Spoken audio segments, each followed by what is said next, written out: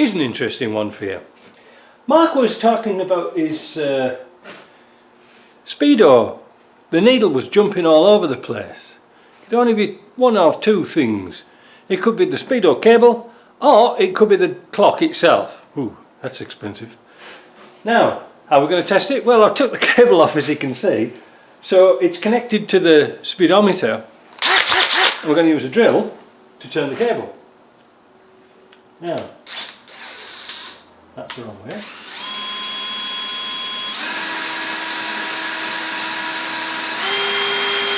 I hope you can see that.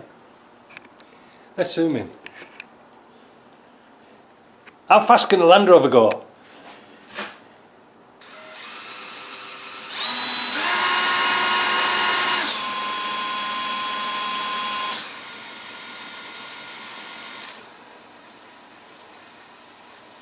It is a bit jumpy there, but my drill's only doing a few turns, but 140 kilometers an hour speedo. Wow. That's ambitious, isn't it? Wrong way.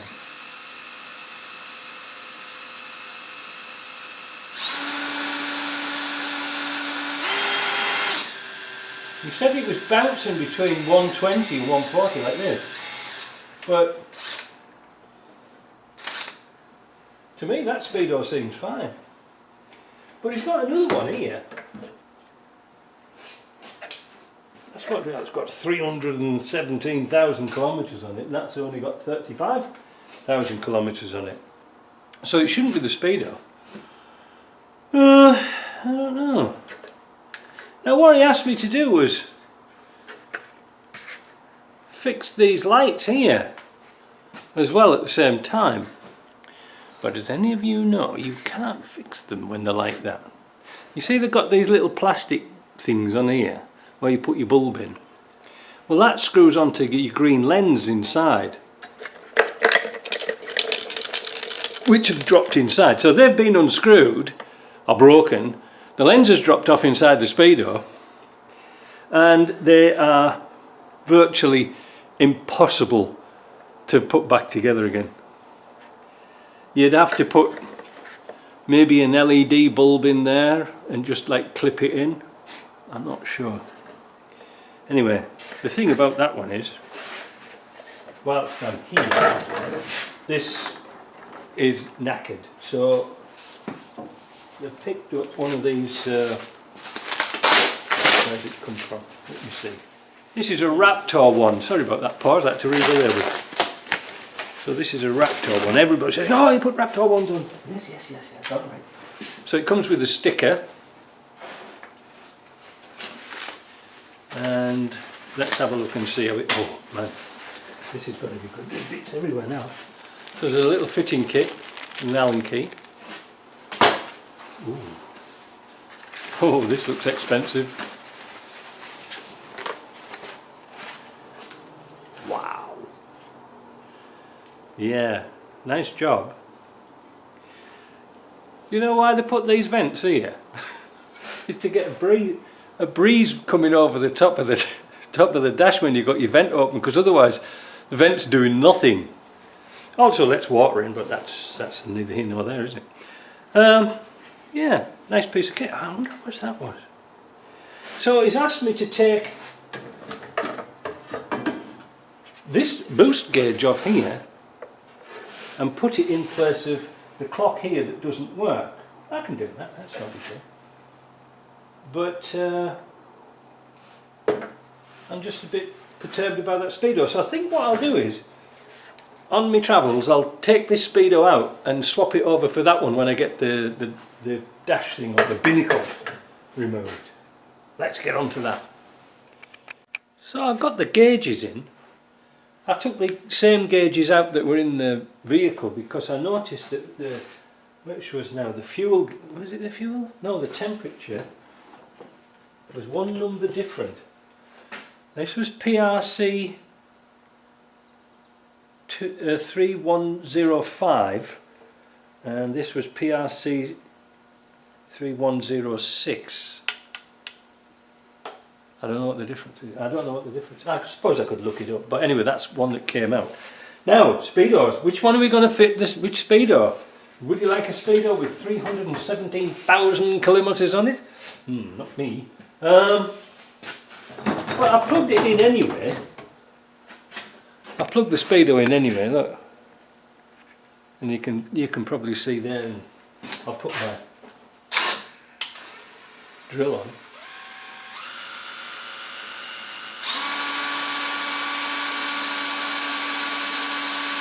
And it's just wishful thinking and it getting up to 120 kilometres an hour.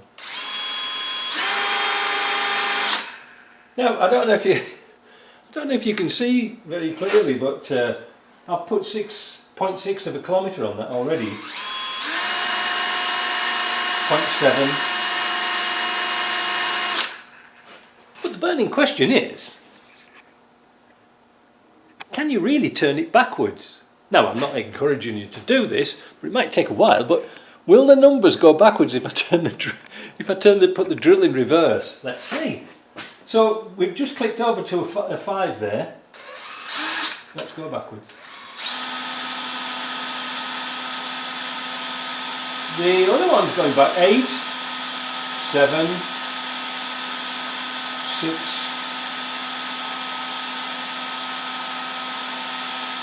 5, it's like Thunderbirds, isn't it? 4, 3, 2, 1,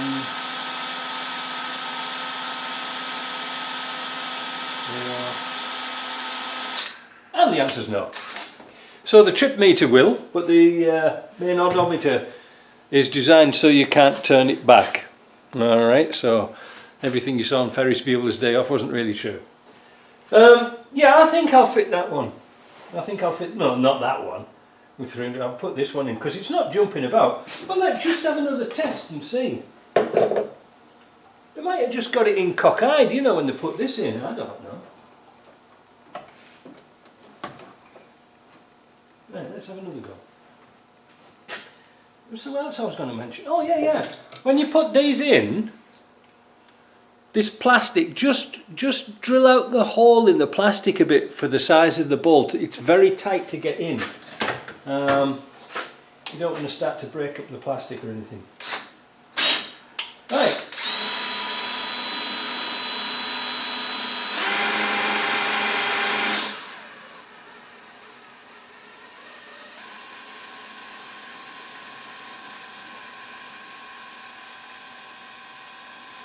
It's a bit dancey with wolves, but that could be through my drill, do you know what I mean? So it's very difficult to tell, isn't it?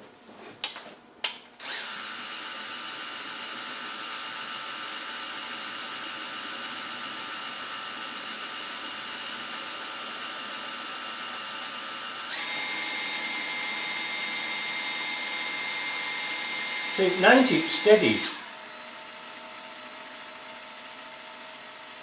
That cable could be bouncing around, you know what I mean?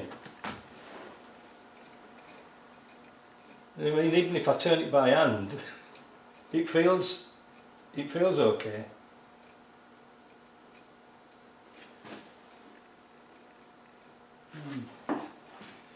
I'll put that one in. If they want it changing, then they'll have to change it themselves. The nice thing about using this one, it's got all these little towers in for the lights to fit in, whereas the other one's completely knackered. Well, it's not knackered, but there's not much you can do with it, is there? Right, let's put that in and let's see if we can get this boxed up today. Ah, can you see in here? There's a relay unit here wandering around. There's the 10AS alarm just banging around. And this thing here, what's that one? Fog lamp unit. Yeah, it's not a good idea, is it? Just banging them around. But the problem is, I can't get in there to drill and, you know, put self-tappers in. So what I'm going to use is some extra heavy sticky, and I'm going to glue them onto the back so they're not rubbing around and banging around in there. There's all sorts of bloody fuse in here dinging around. What's that? Oops, the horn. You need to give me the horn. Yeah, tape joints, bits in here. Oh, bloody hell. I really don't know. Yeah, let's get that glued up. Let's get this panel in. We'll test all the lights. I've noticed for this one here, with the turbo boost, that there isn't a light or a pipe available. That is going to... I've got the old dash back in. For this boost gauge, which I was a little bit thought of be a bit problematic, I found some hose. I even found a holder. I don't know what the hell it's off. And I found a green LED light that would fit in it. Let there be light. Yeah, they're alright, aren't they? I know you can't see it as good as daylight, but yeah, pretty good. So all I'm going to do now is find out where these wires went here. I have no idea. It probably went on a bulb at the back for something. And then we can box this up. What a job. What time is it now? 3:15. Bloody hell, I've been on it all afternoon. I actually had an old turbocharger in the shop. So, and it's had an extension on it before, so I can put this little T in, put this to the gauge, and this one going to the injector pump. So that's okay. So I think there's not much stopping us bolting all that back together again. Yeah, pleased about that. Well, I got the binnacle in. I think they're best matched together, a matching pair, rather than putting it with plastic. This is very, very, very tight to the top of the dash. Now you have to remember too that this car's been made out of all sorts of bits. This top dash is off a very early 2.5 200 TDI with a narrow vent, but they put these big things on here thinking it's going to demist the windows. It's like farting a thunderstorm, really. The bottom screws in here went in nice. These at the top were a bitch. I had to move this panel, take this panel off, move it back. The other side I had a struggle trying to get that in. I really did. It went in, but I wouldn't like to touch it again. Anyway, that's nice and solid now. I've also put screws back into here because these were all missing underneath. They're all done. Yeah, it looks alright, doesn't it? You know, lights up. And he wants. I have this. I think is it a mounty dash steering wheel thing that fits onto this spline, thus. Because it's a very early spline, so that fits onto there, and they're going to. I think they said they've got a steering wheel that's going to look really really nice. You know what I mean? This is one of the problems when you're putting a lot of accessories on. You've got to get them all to jive together, because normally they don't work. You know, they don't work together. But anyway, that's done. The speedo cable, I'm just leaving it as it is. I'm going to just bolt it back in. That's going to be a bitch of a job, because I usually bolt them in from the top, and they've got the cubby box. They've got the cubby box in there, and it's been bolted, nothing bolted from underneath. I'll never get that out on my own. Great idea. Always think of things that you're going to have to do on your own, like me. You know what I mean? Like you haven't got a mate to help you put a nut and bolt from underneath. You've got to think like captive nuts and things like that. Apart from that, that's it. I've had enough of this today. Been on it all bloody day. Still, if I don't do it, nobody else is. So that's good. Let's call that a wrap for that, putting this in. A wrap for the Raptor. But like I say, if you're going to do this, get two pieces together. It's going to be so much easier. I think that's going to break that plastic tangs on this original rear binnacle support. It's under a lot of stress. But that's it. See ya.